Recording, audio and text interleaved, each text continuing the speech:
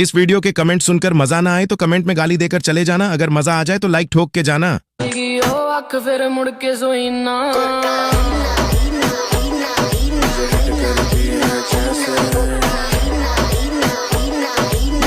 करती है जैसे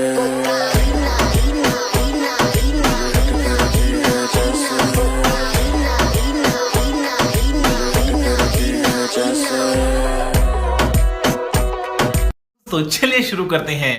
यही सब मुजरा देखने के लिए राजा महाराजा इनके लिए सोने के सिक्के खर्च करते थे और हम भाग्यशाली हैं जो इन्हें फ्री में देख रहे हैं। सही बात। ये डांस से ज्यादा तो अंग प्रदर्शन लगता है। अद्भुत, उत्तम, अविश्वसनीय इस नर्तकी को हमारी तरफ से मोतियों का हार। अच्छा। वाह क्या बात है, बहुत सुंदर डांस। आपने तो मेरा मन ही मोह लिया सुंदरी।